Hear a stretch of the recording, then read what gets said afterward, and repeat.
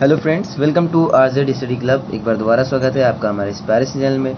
दोस्तों, आपको पता है कि हम अम्ल, क्षार और लवण में काफ़ी कुछ पढ़ चुके हैं और अब हम अपनी आखिरी वीडियो, ये जो लास्ट वीडियो रहेगी ये, क्योंकि हमने सारी चीज़ें कवर कर ली हैं, चाहे वो अम्ल के बारे में हो, चाहे वो क्षार के बारे में हो और चाहे वो लवण के बारे में हो। ठीक है, अब हमारी जो लास्ट टॉपिक है वो क्या है? जैसे मैंने आपको बताया था कि हम बहुत सारे साल्ट के बारे में पढ़ चुके हैं, उनका उपयोग, उनका गुण, धर्म और उनके बनाने की विधियों के बारे में हम डिटेल स्टडी कर चुके हैं। ठीक है, जो हमने पढ़ा था पिछली क्लास में, आपको पता होगा क्या पढ़ा था हमने? सोडियम कार्बोनेट और डेकाहाइड्रेट यानी कि Na2CO3, यानी कि क्या था ये था अपना धावन सोडा।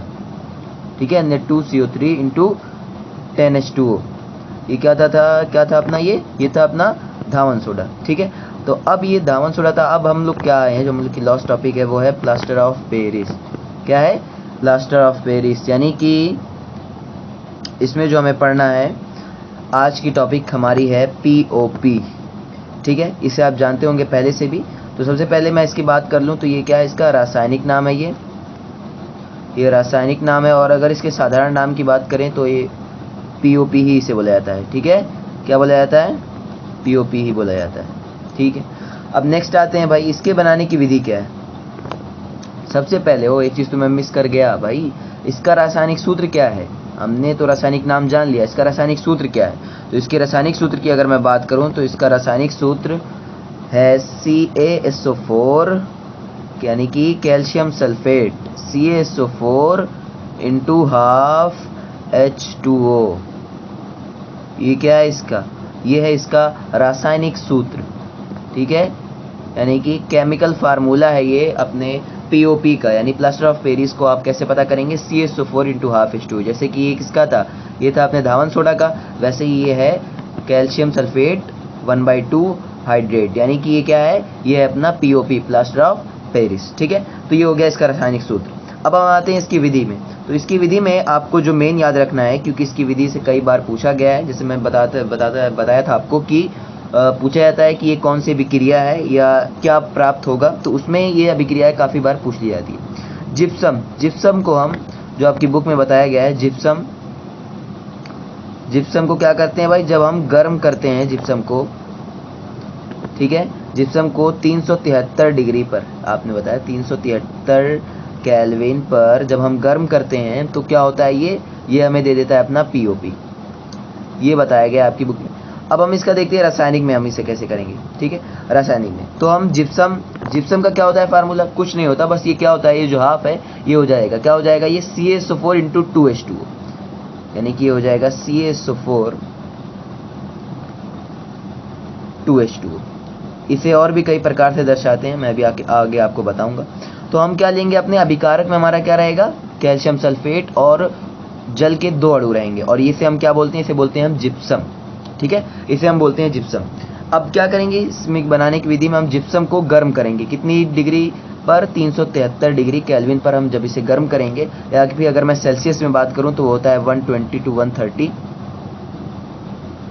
डिग्री सेल्सियस में। जब हम इसे गर्म करेंगे तो हमें क्या प्राप्त हो जाएगा? हमें प्राप्त हो जाएगा CaSO4 इंटू हाफ H2O। ठीक है, हाफ H2O मिल जाएगा, जो कि हमारा क्या है? जो कि हमारा है पीओपी, यानी कि प्लास्टर ऑफ पेरिस। और यही अभिक्रिया आपको यहाँ पर दी होगी। तो आप क्या करेंगे? CaSO4 इंटू H2O को आप लिखेंगे कि हम 373 डिग्री केल्विन पर, ये होता है, ये डेल्टा बना देंगे, तो यानी कि आपने इसे गर्म किया। ठीक है, इसमें जब हम अभिक्रिया कराएंगे तो क्या प्राप्त होगा हमें? CaSO4 इंटू हाफ H2, यानी कि पीओपी प्राप्त होगा। ठीक है, अब ये हो गए अपनी बनाने की विधि। यानी कि जिप्सम को हम गर्म करके क्या बना लेते हैं? पीओपी बना लेते हैं, प्लास्टर ऑफ पेरिस बना लेते हैं। ठीक है, ये हो गया अपना। अब हम चलते हैं अपने नेक्स्ट पर। क्या आता है भाई? विधि के बाद हम देखते हैं गुणधर्म को। ठीक है, गुणधर्म को देखते हैं। तो गुणधर्म में हम क्या जानेंगे? मैंने आपको बताया था कि 2 गुणधर्म हम स्टडी करते हैं जब भी किसी लवण के बारे में, तो 2 गुणधर्म के बारे में बताते हैं, हम बात करते हैं। एक होता है आपका भौतिक और दूसरा होता है रासायनिक। मैं बार बार बता चुका हूँ आपको, और मैं ऐसा क्यों लिख रहा हूँ? ताकि आप एग्जाम में भी ऐसे आबर गोबर नहीं लिखाएंगे, ऐसे ही सवाल पूछा तो डायरेक्ट लिख दिया। आप बोर्ड का एग्जाम देने जाएंगे तो उसमें आपको सही तरीके से लिखना होगा, क्योंकि आप जितना अच्छा लिखेंगे आपको उतना अच्छा नंबर मिलेगा। तो आप सही तरह से हेडिंग डालेंगे, जैसे मैंने पीछे हेडिंग से डाल के बताया भी है, उस तरह से आप गुणधर्म की हेडिंग डालें। फिर आपने 2 कॉलम बना लिया, एक भौतिक का और एक रासायनिक का। फिर आप उसमें अलग अलग कैटेगरी में रखते जाएंगे। जैसे कि मैं भौतिक में बात करूँ तो मैंने बताया था भौतिक में हम उसके रंग, उस पदार्थ की प्रकृति, सुगंध के बारे में बात करते हैं, और रासायनिक में हम उसकी अभिक्रियाएं जो होती है उसके बारे में बात करते हैं। ठीक है, तो अगर मैं बात करूँ कि अपने भौतिक में क्या होता है, ठीक है, यानी कि भौतिक में, तो भौतिक में बात करूं तो ये गुणधर्म कैसा होता है, किसका, पीओपी की बात कर रहे हैं हम। पीओपी में क्या होता है, भौतिक गुणधर्म क्या होता है, तो ये सिंपली है कि सफेद रंग या फिर श्वेत रंग भी आप बोल सकते हैं। ठीक है,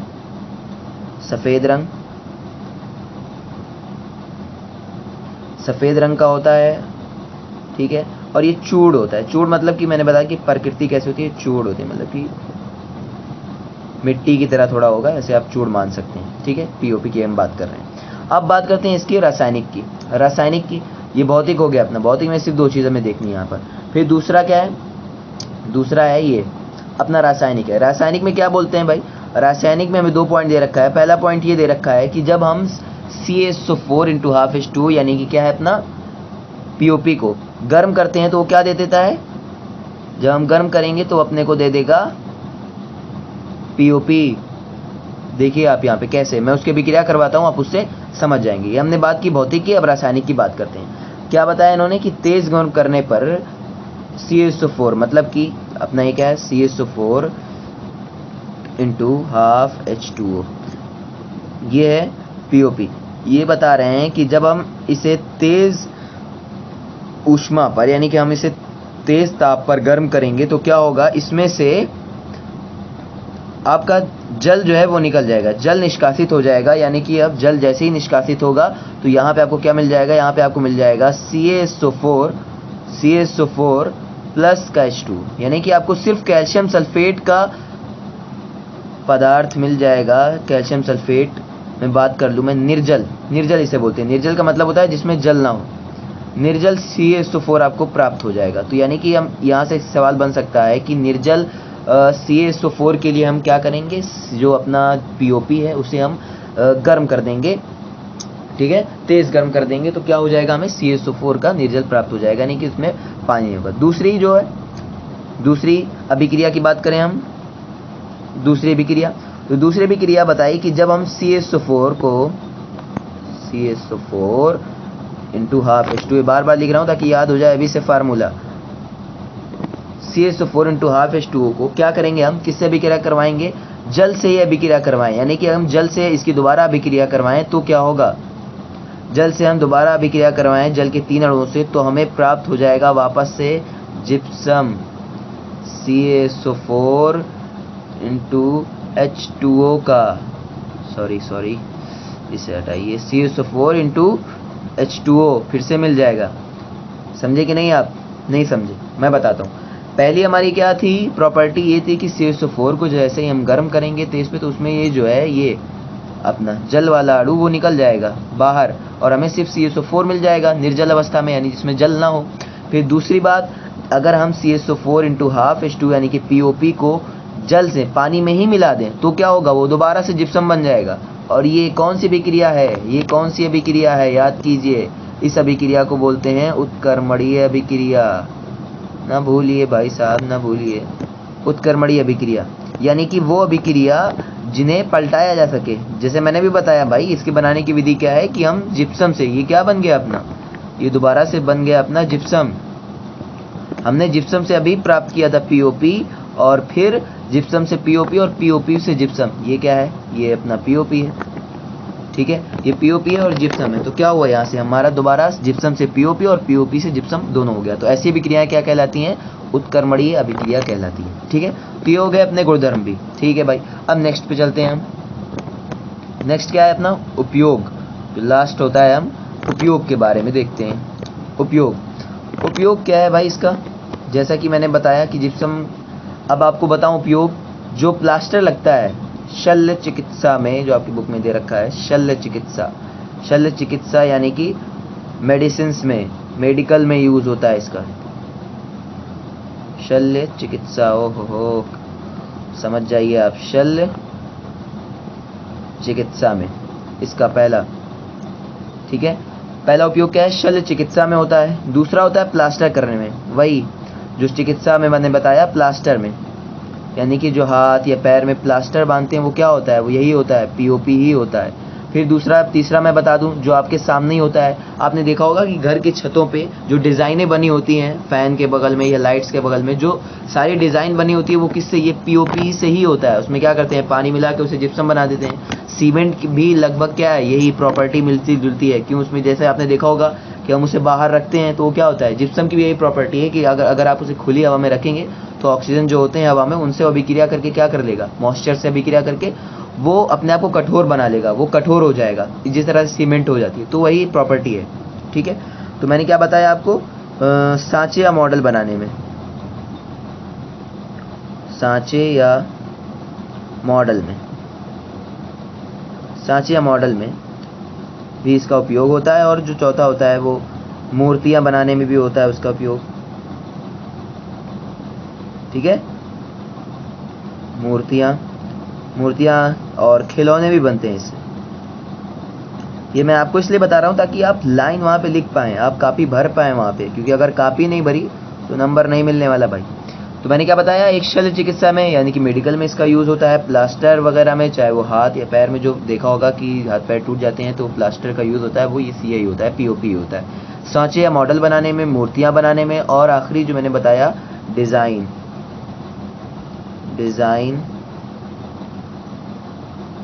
डिज़ाइन की बात कर लें या बात कर लें सजावट में, होता है कि नहीं भाई। मैंने आपको एग्जांपल भी दिया, आप देख सकते हैं उसे, ठीक है। तो ये हो गया हमारा कंप्लीट, और ये इस आखिरी टॉपिक के साथ हमारा ये चैप्टर भी क्लोज हो गया। इस POP के साथ हमने इस चैप्टर को क्लोज कर लिया और इसका दी एंड हो गया है फाइनली। और मैं इसकी एक समरी वीडियो भी बनाऊंगा जल्दी ही, ताकि आप पूरा चैप्टर एक समरी में समझ पाएँ, क्योंकि काफ़ी लेट हमने वीडियो डाली, बीच में बहुत गैप हो गया था। बट फिर भी आप अगर देखेंगे इसे लगातार तो आपको समझ में आएगा, और अगर कोई दिक्कत हो तो आप कमेंट कर सकते हैं। वैसे ये जो मैंने वीडियो बनाई है वो मैंने बोर्ड को मद्देनज़र रखते हुए बनाई है कि बोर्ड में आप किस तरह से लिखेंगे। जैसे आपने अम्ल, क्षार, लवण की परिभाषाएं मैंने उसमें बताई थी। फिर अभी जो मैंने वीडियो बनाई है उसमें मैंने अम्ल, क्षार, जो लवण मैंने बताए हैं उनके बनाने की विधि, उपयोग और गुणधर्म के बारे में बात की। मेनली यही चीज़ें आपके बड़े क्वेश्चन में पूछी जाती है, छोटे क्वेश्चन में पूछी जाती है, जैसे भी आप पूछी गई आप उसे फिट करके लिख सकते हैं, ठीक है। तो यहाँ पे हमारा ये चैप्टर क्लोज होता है। अब नेक्स्ट जो हम चैप्टर लाने वाले हैं वो होगा अपना धातु और अधातु। इसी में आपका धातु और अधातु, ठीक है। तो उसकी वीडियो हम जल्दी लाएंगे। अगर आपको वीडियो पसंद आई तो लाइक शेयर किया ना।